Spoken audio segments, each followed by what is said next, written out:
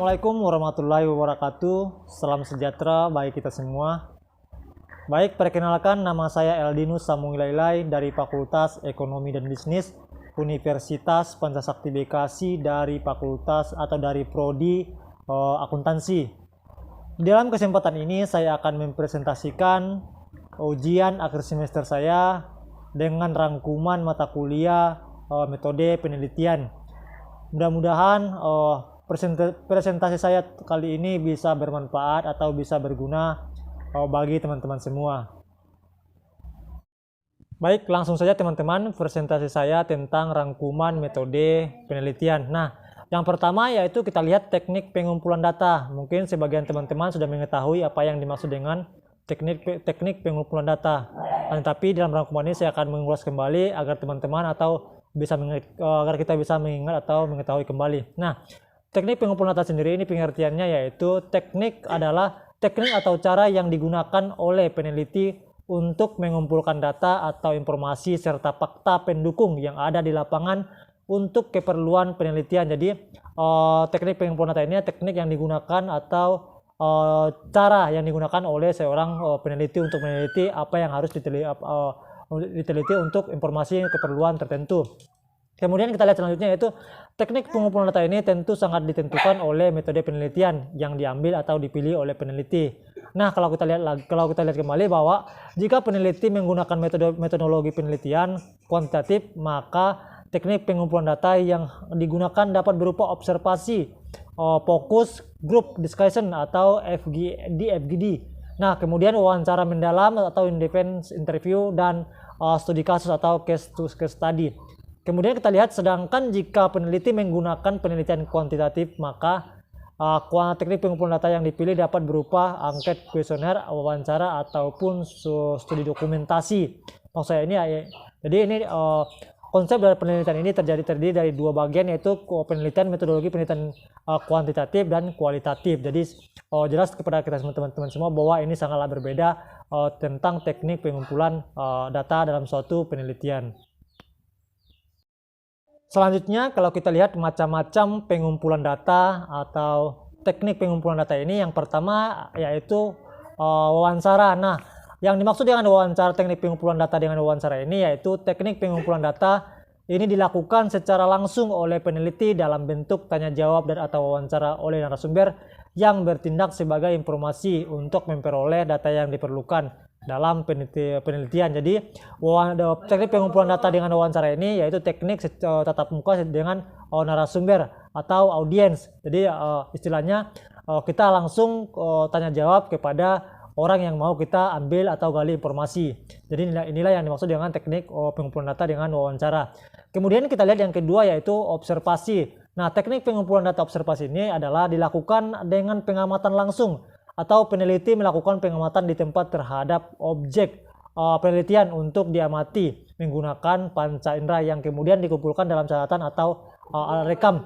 Jadi ini adalah seorang peneliti harus terjun langsung kepada terhadap objek untuk diteliti. Jadi misalnya kita meneliti contohnya misalnya meneliti tentang gempa bumi. Jadi seorang peneliti langsung terjun ke lapangan untuk meneliti apakah gempa bumi ini berkekuatan berapa dan menimbulkan tsunami atau tidak. Jadi inilah contoh sebagai apa yang dimaksud dengan teknik pengumpulan data dengan observasi.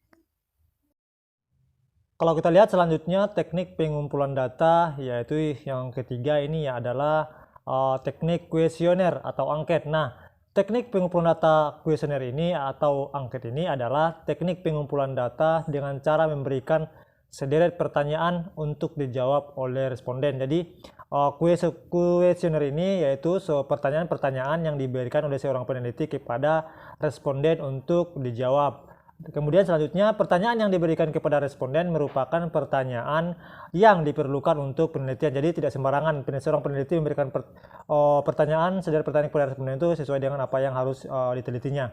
Kemudian penting untuk diketahui sebelum kuesioner diberikan kepada responden, kuesioner harus diuji terlebih dahulu sebelumnya untuk mengetahui jika butir-butir pertanyaan yang dimasukkan dapat digunakan sebagai alat ukur yang valid dan reliable. Jadi seorang peneliti juga ketika memberikan pertanyaan kepada responden harus diuji terlebih dahulu pertanyaan tersebut agar data yang kita dapatkan reliable atau valid. Nah, selanjutnya kita lihat wawancara terstruktur atau struktur interview. Nah, maksud daripada wawancara terstruktur ini yaitu digunakan sebagai teknik pengumpulan data bila peneliti atau pengumpul data telah mengetahui dengan pasti tentang informasi apa yang diperoleh. Jadi wawancara terstruktur ini adalah seorang peneliti menggunakannya sebagai teknik pengumpulan data bila akan tetapi sebelum melakukan wawancara terstruktur, peneliti akan harus mengetahui terlebih dahulu informasi apa yang diperoleh dari responden. Kemudian kita selanjutnya yaitu oleh karena itu dalam melakukan wawancara atau pengumpulan data menyiapkan instrumen penelitian berupa pertanyaan-pertanyaan tertulis yang alternatif jawabannya pun telah disiapkan. Jadi ini adalah pertanyaan-pertanyaan tertulis yang bersifat alternatif. Kemudian akan tetapi jawabannya itu pun sudah disiapkan oleh responden maupun antara responden dan peneliti seorang peneliti. Kemudian dengan wawancara terstruktur ini setiap responden diberi pertanyaan yang sama dan pengumpulan data mencatatnya. Jadi ketika seorang peneliti melakukan wawancara terstruktur ini, setiap responden sama pertanyaan yang diberikan oleh seorang peneliti atau orang yang mau meneliti. Jadi inilah maksud daripada wawancara terstruktur. Nah, sebaliknya kalau kita lihat wawancara tak berstruktur ini, yaitu wawancara tidak berstruktur adalah wawancara yang bebas di mana peneliti tidak menggunakan pedoman wawancara yang telah tersusun secara sistematis dan lengkap untuk pengumpulan datanya. Jadi wawancara terstruktur ini merupakan wawancara yang bebas. Jadi bebas oleh seorang yang di mana seorang peneliti ini tidak menggunakan pedoman ataupun sebagai acuan untuk tersusun secara sistematis karena ini bersifat bebas. Kemudian kita lihat pedoman wawancara yang digunakan hanya berupa garis-garis besar permasalahan yang akan ditanyakan. Jadi tidak semua seorang peneliti memberikan pertanyaan-pertanyaan untuk menggali semua informasi, akan tetapi seorang peneliti ketika melakukan wawancara tak berstruktur ini akan memberikan pertanyaan hanya garis-garis besar saja. Kemudian kalau kita lihat selanjutnya yaitu kita lihat prinsip-prinsip dalam penulisan angket. Nah, kita lihat yang pertama yaitu isi data dan tujuan pertanyaan. Kemudian maksud daripada ini? Yang dimaksudkan di sini adalah apakah pertanyaan yang tersebut merupakan bentuk pengukuran ataupun bukan. Nah, kalau berbentuk pengukuran maka dalam membuat pertanyaan harus teliti. Setiap pertanyaan harus menggunakan skala yang tepat dan jumlah itemnya mencukupi untuk mengukur variabel yang diteliti. Nah, kemudian yang kedua, prinsip-prinsip dalam penulisan angket ini yaitu bahasa yang digunakan. Nah, dalam penelitian ini bahasa yang digunakan harus benar-benar jelas, harus sesuai dengan aturan. Misalnya di bahasa yang digunakan dalam penulisan kuesioner ini atau angket ini harus sesuai dengan kemampuan berbahasa responden. Jadi kita harus samakan apa yang misalnya salah satu contohnya misalnya kalau seorang peneliti melakukan penelitian di luar negeri maka pertanyaan atau bahasa-bahasa yang digunakan harus berbahasa luar negeri ataupun asing. Misalnya bahasa Inggris. Nah, sama dengan halnya dengan di Indonesia. Ketika misalnya seorang peneliti melakukan kuesioner kepada responden yang dari daerah atau daerah terpencil dimanapun di Indonesia ini harus disesuaikan dengan bahasa daerah tersebut. Selanjutnya kita lihat yang ketiga ini prinsip-prinsip penulisan angket ini. Yang pertama yaitu tipe dan bentuk pertanyaan. Tipe pertanyaan dalam angket dapat berupa terbuka atau tertutup. Nah, kalau kita lihat dalam bahasa, kalau dalam wawancara terstruktur dan tidak terstruktur, dan bentuknya dapat menggunakan kalimat positif maupun negatif. Jadi tipe dan bentuk pertanyaan ini dalam prinsip penulisan angket ini harus terbuka maupun tertutup dan penulisannya baik menggunakan kalimat positif maupun kalimat negatif. Selanjutnya kita lihat yaitu pertanyaan tidak mendua. Nah, setiap pertanyaan dalam angket ini jangan mendua atau yang disebut dengan double barreled, sehingga menyulitkan responden untuk memberikan jawaban. Jadi tidak bertele-tele, jadi tidak mengulang-ulang pertanyaannya, teman-teman. Kemudian yang selanjutnya yaitu tidak menanyakan yang sudah lupa Atau nah maksud daripada ya tidak menyenangkan yang sudah lupa ini misalnya setiap pertanyaan dalam instrumen angket sebaiknya juga tidak menanyakan hal-hal yang sekiranya responden sudah lupa atau pertanyaan yang memerlukan jawaban dengan berpikir berat. Jadi ketika seorang peneliti harus memberikan tidak memberikan pertanyaan yang tidak diketahui oleh seorang atau oleh responden kita. Kemudian selanjutnya yaitu pertanyaan tidak menggiring. Nah, maksud daripada pertanyaan tidak menggiring ini yaitu pertanyaan dalam angket sebaiknya juga tidak menggiring ke jawaban yang baik saja atau ke yang tidak saja. Misalnya bagaimana kalau bonus atas jasa pelayanan ditingkatkan misalnya. Kemudian jawaban responden tentu cenderung akan setuju. Nah, jadi maksud daripada pertanyaan tidak menggiring ini yaitu jangan hanya pertanyaan-pertanyaan yang jelek saja ataupun yang baik-baik saja. Jadi harus sesuai dengan apa yang harus kita teliti. Selanjutnya kita lihat prinsip-prinsip dalam penulisan angket ini yaitu panjang pertanyaan. Nah, maksud daripada panjang pertanyaan ini, pertanyaan dalam angket sebaiknya tidak terlalu panjang sehingga akan membuat jenuh responden dalam mengisi. Jadi pertanyaan yang diberikan ke seorang peneliti kepada responden tidak boleh terlalu lama karena ini sangat menyulitkan atau sangat membosankan bagi seorang responden. Kemudian kita lihat itu yang selanjutnya yaitu urutan pertanyaan. Nah, urutan pertanyaan dalam angket dimulai dari yang umum menuju ke hal yang spesifik. Jadi pertanyaannya jangan terlalu misalnya yang pertama yang mau diteliti contohnya pertanyaan tidak sesuai dengan apa yang diteliti. Jadi pertanyaan yang kita teliti yang diajukan kepada responden harus sesuai dengan berurutan. Misalnya harus menanyakan ke hal-hal yang umum yang harus diteliti, kemudian ke hal-hal yang lebih spesifik. Jadi ini maksud daripada urutan pertanyaan dalam prinsip-prinsip penulisan angket ataupun kuesioner. Nah, teman-teman, selanjutnya kita lihat bahwa yang seperti yang kita ketahui bahwa observasi terbagi menjadi dua, ada yang namanya observasi partisipan dan observasi non partisipan. Nah, kita lihat observasi partisipan ini yaitu suatu proses pengamatan yang dilakukan oleh observer atau yang melakukan observasi dengan ikut ambil bagian dalam kehidupan orang-orang yang diobservasi sehingga observer sungguh-sungguh seperti anggota kelompok yang diobservasi. Jadi observasi partisipan ini maksudnya seorang peneliti atau seorang yang melakukan observasi harus benar-benar terjun ke lapangan dan masuk dalam salah satu anggota keluarga yang mau diobservasi. Misalnya saya mau mengobservasi keluarga sini, saya harus benar-benar terjun ataupun harus erat atau relasinya dengan orang yang mau diobservasi harus benar-benar seperti satu keluarga. Selanjutnya kalau kita lihat ini observasi partisipan ini bermula dari penelitian antropologi sosial. Nah, antropologi sosial ini maksudnya orang-orang yang harus diteliti, manusia ataupun orang-orang yang kehidupan orang-orang yang mau diteliti. Nah, kemudian selanjutnya observasi partisipan ini kemudian berkembang luas di berbagai ilmu sosial, terutama ilmu sosiologi. Jadi observasi partisipan ini berkembang di bidang ilmu terutama di bidang ilmu sosiologi. Kemudian selanjutnya pengumpulan data melalui observasi terhadap objek pengamatan dengan langsung hidup bersama ataupun merasakan serta berada dalam aktivitas kehidupan objek pengamatan. Jadi ini sama halnya seorang peneliti benar-benar masuk ke anggota yang mau diteliti. Kemudian selanjutnya kita lihat, dengan demikian pengamat perlu betul-betul menyelami kehidupan objek pengamatan dan bahkan tidak jarang pengamat kemudian mengambil bagian dalam kehidupan budaya mereka. Jadi inilah maksud daripada observasi partisipan. Sebaliknya kita lihat yang dinamakan dengan observasi non partisipan.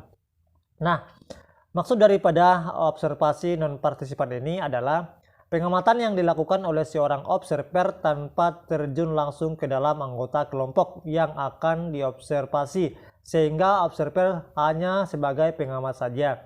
Jadi ini kebalikan daripada observasi partisipan, di mana observasi non-partisipan ini di seorang peneliti atau seorang observer hanya tanpa langsung terjun ke dalam kehidupan yang orang-orang yang mau diteliti. Nah, dengan begitu penulis dapat mengorek info dengan lebih leluasa karena tidak terikat dengan sumber data. Jadi penilaian seorang ini sangat penting juga bagi seorang observer bahwa observasi non partisipan ini mempunyai kesempatan leluasa untuk tidak terikat langsung kepada dengan sumber informasi yang mau digali atau mau diobservasi. Kemudian observasi yang dilakukan penulis adalah observasi non partisipan karena penulis hanya mengamati kegiatan ekstrakurikuler saja tanpa terjun langsung dalam anggota kelompok dan mengamati karakter peserta didik. Dari metode ini diperoleh data mengenai pelaksanaan masing-masing ekstrakurikuler tersebut. Jadi inilah yang dinamakan dengan observasi non partisipan, tidak sama kebalikan daripada observasi partisipan. Nah, teman-teman, selanjutnya kalau kita lihat kelebihan dan kekurangan teknik pengumpulan data masing-masing. Yang pertama kita lihat kelebihan dan kekurangan teknik wawancara. Kita lihat yang pertama yaitu kelebihan. Nah, kelebihan daripada teknik wawancara ini yaitu mempunyai nilai yang tinggi. Selanjutnya semua kesalahpahaman dapat dihindari. Selanjutnya yang ketiga, pertanyaan yang telah disiapkan dapat dijawab oleh narasumber dengan jelas, penjelasan tambahan. Kemudian yang keempat yaitu setiap pertanyaan dapat dikembangkan lebih lanjut. Dan yang kelima yaitu informasi yang diperoleh langsung dari sumber pertama. Jadi inilah kelebihan daripada teknik wawancara. Kemudian selanjutnya kebalikannya kita lihat kekurangannya. Yang pertama, kekurangan daripada teknik wawancara ini yaitu data atau informasi yang dikumpulkan sangat terbatas. Jadi kekurangannya informasi yang kita dapat sangat terbatas. Kemudian kekurangan yang kedua yaitu memakan waktu dan biaya yang besar jika dilakukan dalam satu wilayah yang luas. Jadi ini sangat memakan biaya yang besar ketika kita melakukan teknik wawancara di wilayah yang luas. Jadi inilah maksud daripada kelebihan dan kekurangan teknik wawancara tersebut.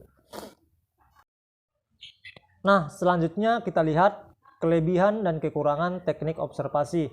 Nah, kalau yang pertama kita lihat kelebihan dari observasi ini adalah yang pertama merupakan alat yang langsung untuk menyelidiki bermacam-macam gejala. Banyak aspek tingkah laku manusia dapat diselidiki melalui jalan observasi langsung. Nah, yang kedua kelebihan daripada observasi ini yaitu untuk subjek yang diselidiki observasi lebih sedikit tentunya bagi orang-orang yang selalu sibuk. Mungkin tidak keberatan untuk diamati, tapi mungkin keberatan untuk mengisi kuesioner tersebut. Kemudian yang selanjutnya yaitu memungkinkan pencatatan yang serempak dengan terjadinya satu gejala.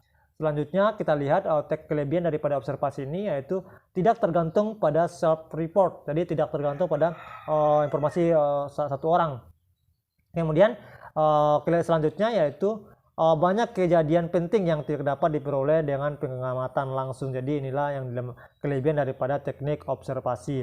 Nah, kalau kita lihat kekurangan dari teknik observasi ini, yang pertama yaitu banyak kehidupan pribadi yang tidak terungkap, misalnya kehidupan pribadi yang rahasia. Jadi ini sangat terbatas untuk observasi. Inilah yang dinamakan dengan kekurangan daripada observasi. Selanjutnya kekurangan dari teknik observasi ini yaitu memungkinkan terjadinya ketidakwajaran apabila yang diobservasi mengetahui bahwa dirinya sedang diobservasi. Jadi inilah kekurangan daripada observasi. Kemudian selanjutnya yaitu observasi banyak tergantung dari faktor yang tidak terkontrol. Jadi observasi tidak banyak dari faktor-faktor yang tidak terkontrol. Kemudian kekurangan daripada observasi ini yaitu subjektivitas observer sukar dihindarkan. Jadi ini sangat sulit ketika si observer melakukan kegiatan observasinya.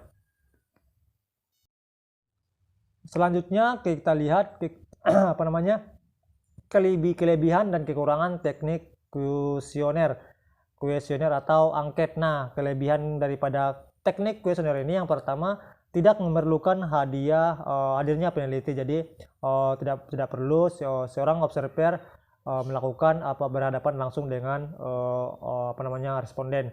Kemudian kelebihan yang kedua itu dapat dibagikan secara terserentak kepada responden. Jadi misalnya pertanyaan-pertanyaan yang kita berikan bisa langsung serentak diberikan langsung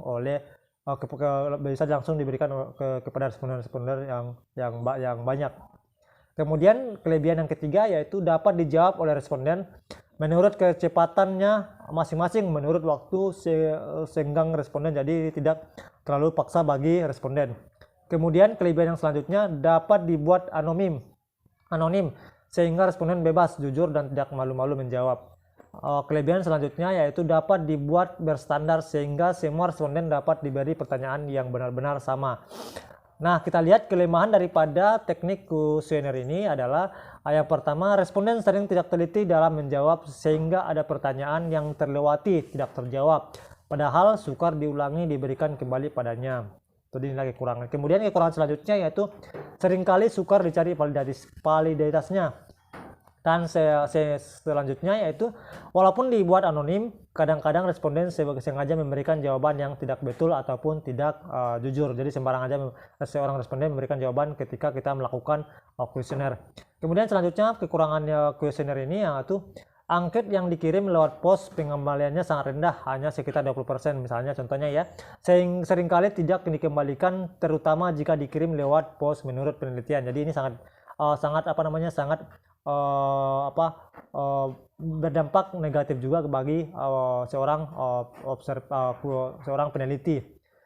Kemudian kekurangan selanjutnya yaitu waktu pengembaliannya tidak sama-sama, bahkan kadang-kadang ada yang terlalu lama sehingga terlambat. Jadi ini merupakan kekurangan kalau kita melakukan penelitian dengan cara teknik kuesioner.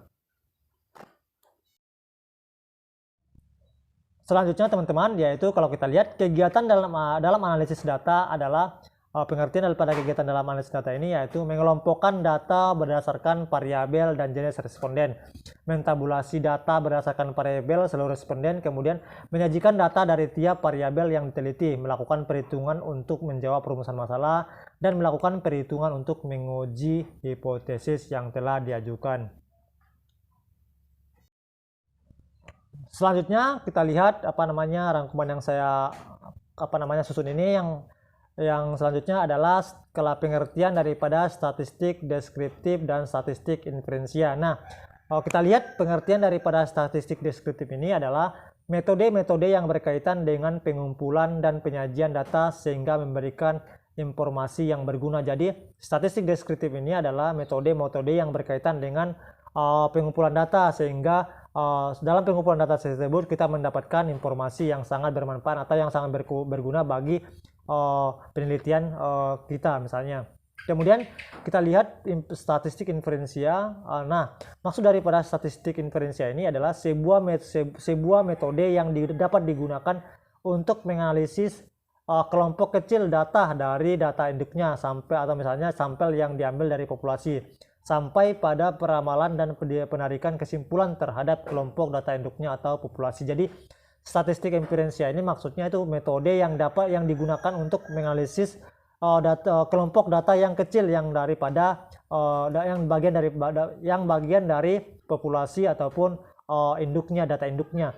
Kemudian sampai dengan pada peramalan dan penarikan kesimpulan terhadap kelompok data induk maupun populasi. Jadi inilah maksud daripada statistik inferensia. Nah, teman-teman, selanjutnya kita lihat pengertian daripada statistik parametris dan statistik non parametris. Nah, yang pertama kita lihat pengertian dari statistik parametris ini yaitu ilmu statistik yang mempertimbangkan jenis sebaran atau distribusi data, yaitu apakah data menyebar secara normal atau tidak. Statistik parametrik ini digunakan untuk menguji hipotesis dan variabel yang terukur. Jadi statistik parametrik ini maksudnya yaitu ilmu yang mempertimbangkan jenis sebaran atau distribusi data yang dilakukan, apakah data tersebut didistribusikan secara normal atau tidak.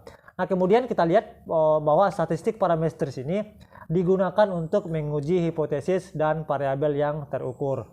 Kemudian kita lihat pengertian daripada statistik non parametris ini. Nah, statistik non parametrik ini yaitu statistik yang bebas sebaran, tidak menyeratkan bentuk sebaran parameter populasi, baik normal ataupun tidak. Selain itu, statistik non parametrik ini biasanya menggunakan skala pengukuran sosial, yakni normal dan ordinal, yang umumnya tidak berdistribusi normal. Jadi ini kebalikan daripada statistik parametrik, bahwa statistik non parametris ini yaitu statistik yang sebarannya tidak sesuai dengan bentuk ataupun ukuran sebaran yang sudah diatur. Jadi ini bebas, baik itu berskala sosial yakni nominal maupun ordinal. Kemudian kita lihat pengertian daripada statistik hipotesis deskriptif, hipotesis komparatif, kemudian hipotesis asosiatif.